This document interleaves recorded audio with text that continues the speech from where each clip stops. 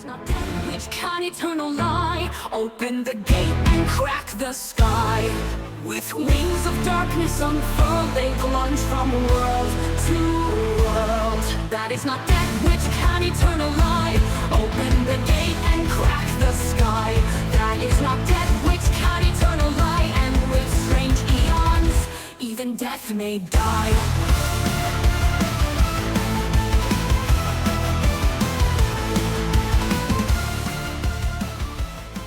Hi everyone, welcome to Virtual Muse, the MST3K of RPGs.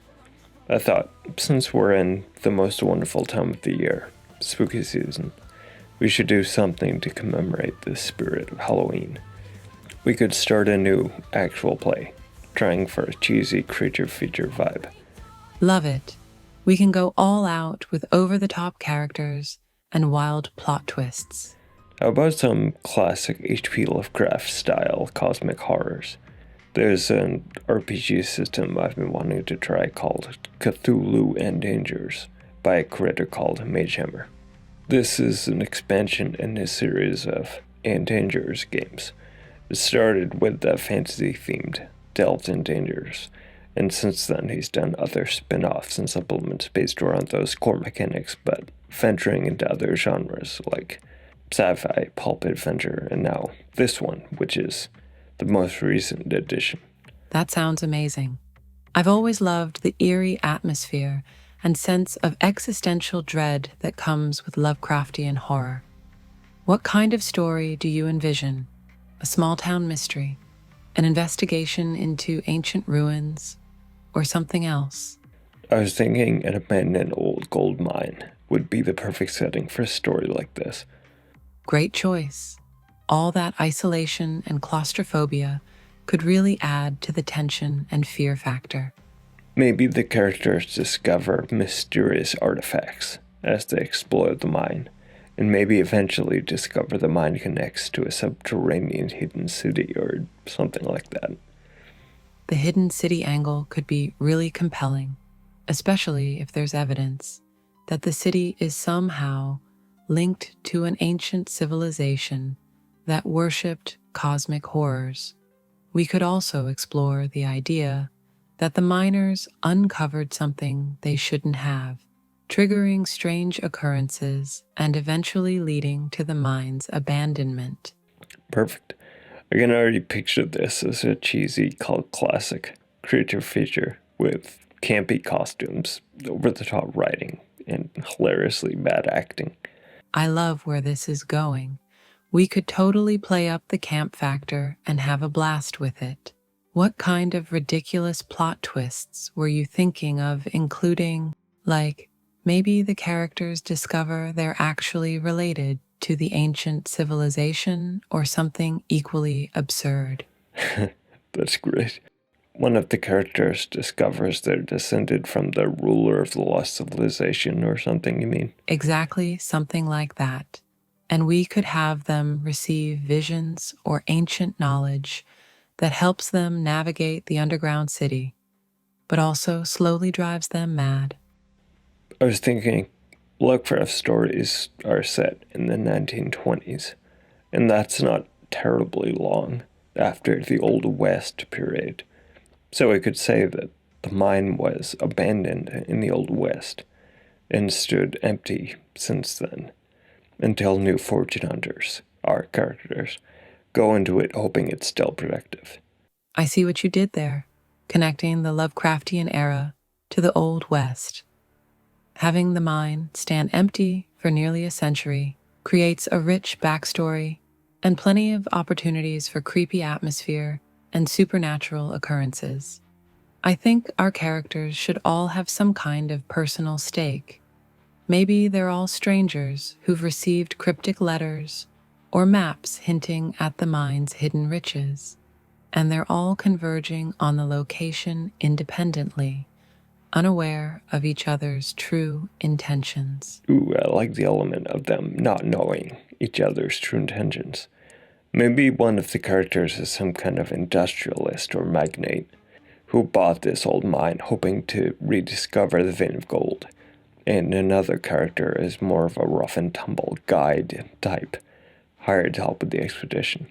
The industrialist character could be driven by greed and ambition, while the rough and tumble guide type could be driven by a sense of adventure and a need for redemption.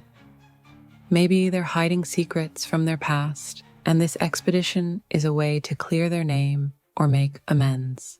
I imagine the other members of the expedition could be NPCs with only basic characterization, like the plucky young man who's looking to prove himself, and the grizzled former soldier who is with the expedition as the cook, etc., etc. The plucky young man and former soldier cook sound like good additions. Maybe we could also include a local expert, like a geologist or historian, who provides insight into the mine's history and layout. I'd totally love to play the rough and tumble guide. I can bring some fun personality quirks and a backstory full of adventure. Plus, it'll be exciting to navigate the mine with all those creepy surprises. How about you? Are you feeling the industrialist vibe? Yeah, definitely. I imagine him as a Gilded Age robber baron type, with a ridiculously snooty name like Howard Phillips Preston III. I can already picture Howard Phillips Preston III strutting around in his fancy suit and top hat, looking down his nose at everyone. What kind of motivations do you think he has for investing in this mine, besides just wanting to increase his wealth? Maybe he is getting older and thinking about his legacy, and he actually believes the wild stories about this mine being connected to a lost civilization with advanced technologies, and thinks stealing some of that tech can be his contribution to mankind. That's a great direction to take his character. It adds a layer of complexity to his motivations and creates potential conflict within himself. He's not just a greedy industrialist, but someone who genuinely wants to leave a lasting impact, even if his methods are questionable. How about the tough guide? I'm picturing someone rugged and resourceful who spent their fair share of time in the wilderness. Maybe someone who's got a past shrouded in mystery and is looking for redemption or a fresh start by leading expeditions into the unknown. Someone with a lot of grit and determination, but also a few rough edges that make them hard to trust. Nice. Do you have a name in mind? I was thinking maybe August Blackwood, someone who's had to prove herself in a tough, rugged environment and has earned a reputation for being one of the best guides in the region. Awesome. Her reputation must be why Howard Phillips Preston III hired her to guide his expedition. That reputation would definitely come with a price, making Augie a bit of a loner, but also fiercely independent and self-reliant. Maybe Augie has a personal stake in the expedition beyond just the pay. Augie knows the stories associated with this particular mine, but she's heard enough tall tales in her line of work to not put much stock in them. Her hidden agenda is more personal, tied to a family member who went missing near the mine years ago. Ooh, I like that. Maybe it's been too dangerous to venture deeply into the mine and search for this family member before. But now Augie has a rich industrialist bankrolling the expedition into the mine for reasons of his own. Yeah. Now Augie sees an opportunity to search for their missing family member under the guise of leading Preston's expedition. For character creation, we need to look at the core game, Daring and Dangers. Cthulhu Dangers is an expansion of that one. Characters in this system have 3 attributes: strength, agility, and mind. We distribute scores 3, 2, and 2 between those attributes to decide how good this character is at various types of things. How do you want to distribute those scores for Augie? For Augie, let's go with Strength 2, Agility 3, and Mind 2. I picture her as quick on her feet and resourceful in tight spots. Sounds good. Those scores will determine how many d6s we roll for the character in relevant types of challenges, with any d6 showing a 3 or higher being a success and counting against the difficulty level of the task. Characters also begin each play session with 3 daring dice, which can be rolled at any time for any challenge, to add more possible successes whenever the player sees fit. Love it. Those daring dice will add some thrilling moments. Augie can really shine in tricky situations. What about Preston? How do you want to distribute his scores? I imagine him being older and more physically frail, but making up for that with the wisdom and experience he can draw from. To reflect that, I'm thinking of giving him strength 2, agility 2, and mind 3. That sounds fitting for Preston. His high mind score will serve him well in navigating the mysteries and terrors they'll face in the mine. His lower physical scores will also create interesting challenges and opportunities for Augie to step in and help. But we need to interrupt the game for a message from our sponsor, the Tourist Association of Historic New England. All aboard for Innsmouth town, where the sun shines bright and mysteries found. Solitude, what a wonderful sight. I've got this bus to myself, alright.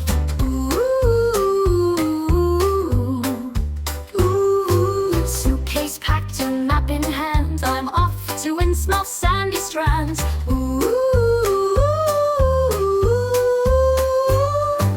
Innsmouth's charm, it calls to me, a quaint escape beside the sea. The locals smile, their eyes so wide, a friendly welcome, no secrets inside.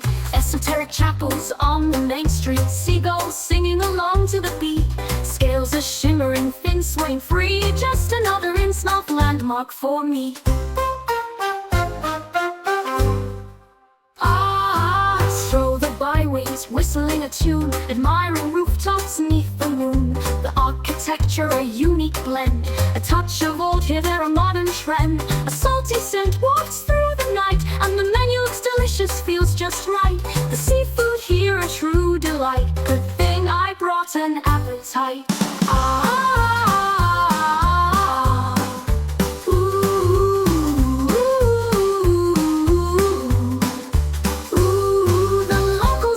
A rhythmic sway, their movements fluid in a strange ballet. I join them clocking to the meter, a joyful moment, oh so sweet.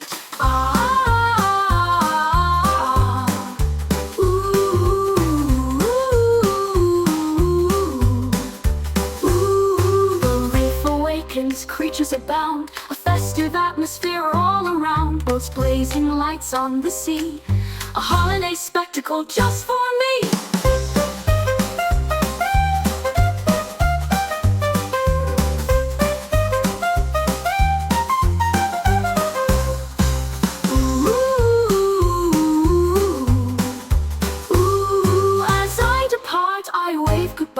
To Innsmouth shores beneath the sky, a hidden gem, a fond embrace, rated 5 stars, best kept secret.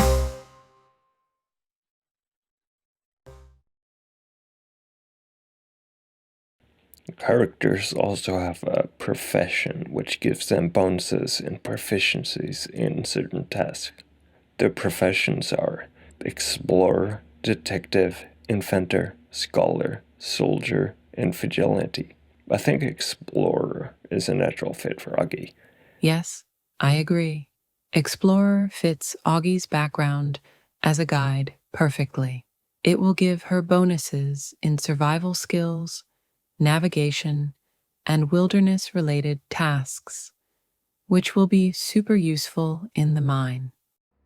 What about Preston? Which profession do you think suits him best? I'm thinking of scholar for him, reflecting his old wise vibe, and how he's not physically imposing, but he's well-read and knowledge is power with him. Scholar is a great fit for Preston. His extensive knowledge and research skills will complement Augie's practical experience nicely. It'll also create opportunities for interesting role-playing and puzzle solving. The mind attribute factors into the character's mental fortitude attribute, which is how they deal with the cosmic horrors they face. Mental fortitude is mind plus 1 plus half character level rounded up. So, we'll need to keep track of the characters' levels and update their mental fortitudes accordingly. With Preston's high mind score, he'll likely have a relatively high mental fortitude, which could make him more resistant to the eldritch horrors they'll encounter. That makes sense. Preston's research and knowledge could serve as a kind of emotional preparation for the horrors they'll face, allowing him to maintain a grip on reality when Augie might be more shaken. When encountering a reality-bending creature or situation, the character must make a mind resistance roll equal to the difficulty level of the encounter, usually DL2, but the more unsettling the creature or situation, the higher the DL. If the roll fails, the character loses a point of mental fortitude. Mind resistance rolls sound like a great mechanic for handling those intense moments of cosmic horror. So, if Augie fails a mind resistance roll, she'd lose a point of mentality, making her more vulnerable to the eldritch powers. If a character's mental fortitude reaches 0, they have a temporary trauma. A character with a temporary trauma makes all attribute and attack rolls at minus 3d, down to a minimum of 1d, for 1d3 hours. When temporary trauma ends, a character regains 1d3 mental fortitude points. All mental fortitude recovers after night's rest. So, temporary trauma is a pretty severe penalty, but it's recoverable. It makes sense that being exposed to too much cosmic horror would impair their ability to function. I'm picturing this mind being in a hot, rugged desert landscape, like something from the iconic spaghetti westerns. A hot, rugged desert landscape sounds perfect. It adds to the sense of isolation and danger, and creates a great contrast with the creepy, claustrophobic interior of the mine. This is really shaping up into a thrilling adventure. I'm excited to see how Augie and Preston's conflicting goals play out in the midst of all the supernatural weirdness. Me too, and I'm excited to see if it's one of them or one of the other members of the expedition, who's secretly descended from the bloodline of rulers of the lost civilization. Actually, maybe Augie's missing family member ties in with the link to the bloodline of the lost civilization. That's a fantastic connection to make. It gives Augie a deep personal stake in uncovering the secrets of the mine and the lost civilization. Maybe Augie's family member wasn't just lost in the mine, but was searching for something specific related to the bloodline. In H.P. Lovecraft's The Shadow over Innsmouth, the town was connected to a tainted bloodline of human creature hybrids. Maybe there's something like that here, where the rulers of the lost civilization were touched by the gods or something, and had bloodline connections to the cosmic horrors. I love that idea. It adds a layer of ancient, eldritch horror to the story. Maybe the bloodline connection isn't just about power or magic, but about being physically linked to the cosmic horrors somehow, making them vulnerable to their influence. Maybe there's some old-timey pseudoscience about anomalies in brain formation or the endocrine system or something, which makes them more sensitive to psychic waves in the mind. I can imagine that explanation being in a cheesy creature feature. That's brilliant. The pseudoscientific explanation could add a layer of retro sci-fi flair. Maybe the expedition discovers some old journals or documents from a scientist who studied the lost civilization, detailing these anomalies and warning of the dangers of exposure to the psychic waves. I can vividly imagine this as a weird cult classic B movie. Same here. I'm seeing it unfold like a crazy mashup of ancient mysteries, supernatural terrors, and old school pulp adventures. The perfect blend of weirdness, drama, and retro charm. Augie and Preston's names could become synonymous with weird adventures and supernatural thrills. How do you imagine the explorers arriving at the entrance of the mine? I think it'd be awesome if Augie leads the group in.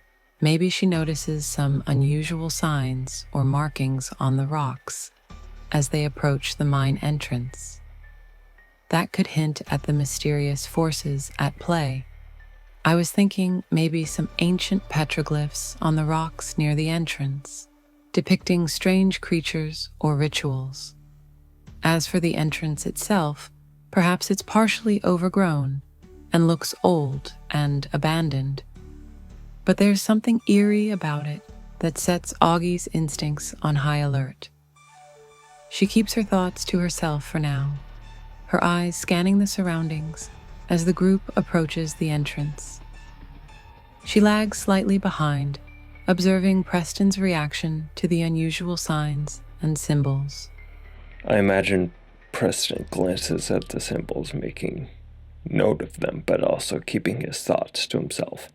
The symbols match things he's read in old books about this mine, but he doesn't want anyone to know he knows or believes these things.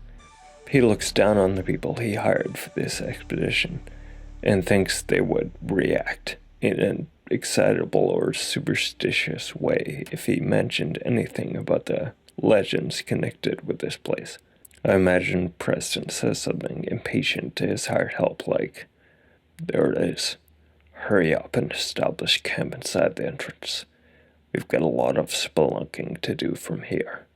Augie raises an eyebrow slightly at his impatience. The air inside the mine is stale and musty, but it's the silence that's most striking. No echoes, no creaks, just quiet. As they step further in, the walls seem normal enough, rough-hewn rock and old wooden beams, but there's a faint scent of something acrid, like burned wire. I imagine Preston as the crew begins setting up simple canvas tents, establishing their base camp, before making the push deeper into the mine. Maybe the cook begins kindling a small fire and preparing to distribute coffee and victuals. As the crew bustles about, setting up camp, Augie catches snippets of faint whispers carried on the stale air. She listens intently, wondering if anyone else hears it, but everyone seems oblivious. Her gaze drifts deeper into the darkness beyond the flickering firelight, where shadows writhe like living things. Maybe she's literally hearing something, or maybe this is the first stirring of her unknown psychic connection to this place. Either way, Augie's getting a bad feeling.